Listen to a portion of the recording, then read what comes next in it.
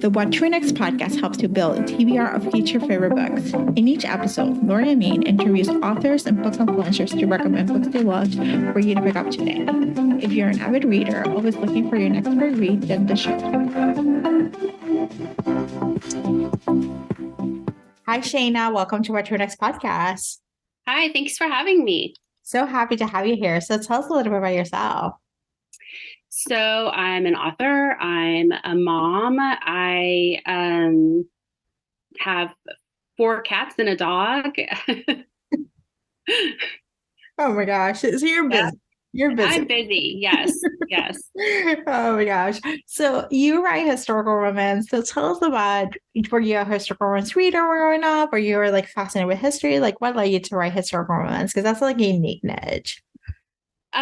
Yeah, so I've been writing, my first historical romance was published in 2005. So I've been writing historical romance for a long time. And I think I was not a historical romance reader growing up necessarily. I started reading it in college, actually. And I just really loved Julie Garwood. And I'm sure that, a lot of people love her. And she kind of made me want to write historical romance. And I read all of her books, and then I didn't have any more to read. And so I started thinking, well, I guess I'll just have to write one of my own. And so that's really kind of how it got started. And so what was the process, because I know like as you do it more and more, you choose a time period, it gets easier, the historical research and whatnot. But what was the process for you to start out? Because in 2005, like it's not the same amount of like accessibility that we now have to data and information and like, rabbit holes that you can go down. No, I started writing in 2000 and I didn't really know anything about it. I mean, I was actually an English teacher at the time. So I was reading a lot of literature and I had studied it and everything. And I kind of just sat down and started writing and had a lot of fun with it, but didn't necessarily know what I was doing. I mean, I would just put in whatever point of view I felt like, when whatever sentence I felt like. I mean, I think in my first book, I had like the dog's point of view in there. I mean, it was just, I would just had no craft whatsoever. And then when I got a little more serious about it, I would actually go to the library and I would check out books. And I mean, of course, I started realizing, I need to research this. And we had the internet back then, but it was not as much was on it. And then you'd have to, dial up and it would be very slow and it would take forever to load. So I would go to the library and I'd get a book on craft. I'd get a book like on history. And then I'd look in the back of the book and I'd see which authors they cited. And then I'd go check those out. And so that's what I did. I just read, all these books and all the books in the works cited to learn more about the period and to learn basically how to write better. And then finally I joined some writing chapters and, started learning more of the craft and all of that. Yeah, you're basically telling me. Yeah, you're basically telling me how my college experience was like. It was like you go to the library, you look for a book cited, you look for another book, you look for another book, you cite those books, you kind of like put them all together, Yeah, and I'd go and I'd copy all the pages I wanted and I'd make a binder so I could refer back to them, because you can't keep the book. You have to bring it back to the library. It's due, So. Yeah, pretty much. It's like I think I got rid of, like, even grad school, I got rid of like binders and like pages of like and pages upon pages. Like I think I had like one of those boxes where you like file boxes, you have like a bunch of pages. Yes. I had just like that for like each of the theses, Yes.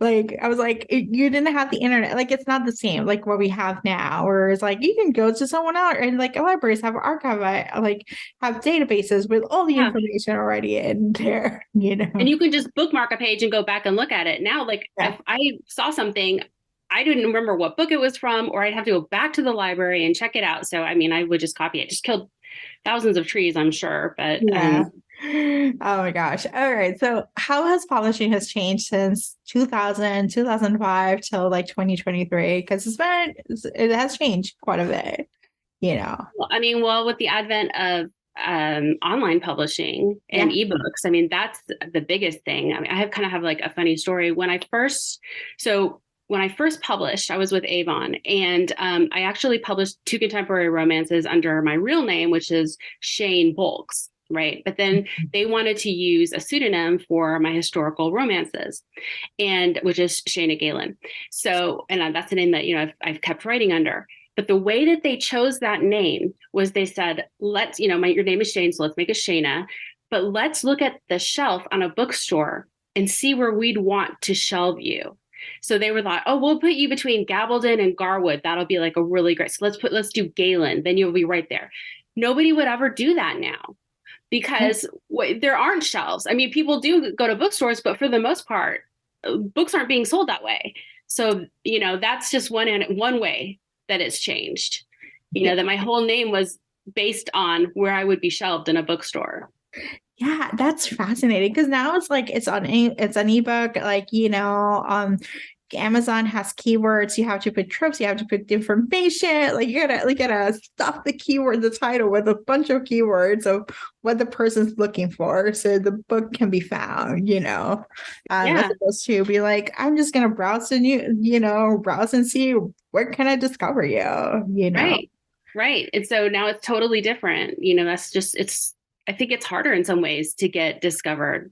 Yeah. Because there's not that same experience of just going to the bookstore and looking and saying, oh, I love Julie Garwood. Oh, well, who's this author next to her, Yeah, that's insane. Okay, so you have a wide variety of backlist titles. So for new readers, where they can start for you? Yeah, I do have a lot of backlists. I always say to start with the first in a series, and I have quite a few series. One of my most popular series is Lord and Lady Spy series, and that's the first book in that series. So that's a great place to start. And one of my most recent series is the Survivor series, and Third Sons of Charm is the beginning of that series. So, one of those two books I think would be a great place to start and to get kind of a feel for my writing. Perfect. And you just released a book, so tell us all about it. Saved by the Bell. Oh, yes. Yeah. It just came out Tuesday. So that is in another series. It's not the first in the series, but it can be read as a standalone. And that series is about a group called the Royal Saboteurs, and they are like agents who protect the crown from threats, domestic or international.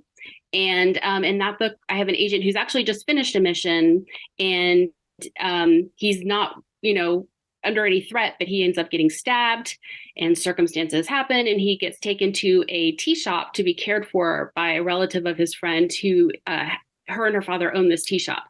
And she really is not at all interested in nursing him. She's much more interested in tea and selling tea and buying tea and all of that. But of course, something's happening. She gets caught up in, this whole intrigue around him and why he was stabbed. And there's a lot of suspense and romance and all of that. So. Ooh. And I love the fact that your books have like a little touch of suspense. So what was the process of adding that piece of it? Because it makes it unique for historical romance. There's like a plot driven, there's like a character, like there's an arc of like, of other external conflicts that happen, other than the marriage mark.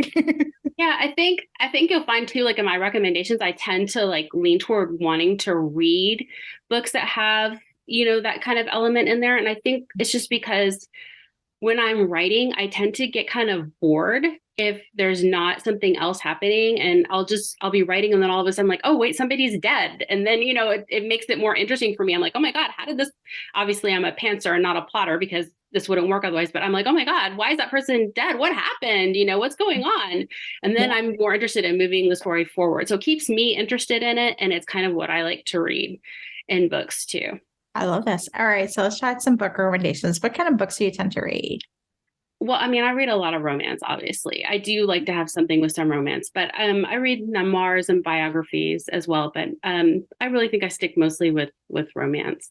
And do you have any books to recommend our listeners to pick up? Of course.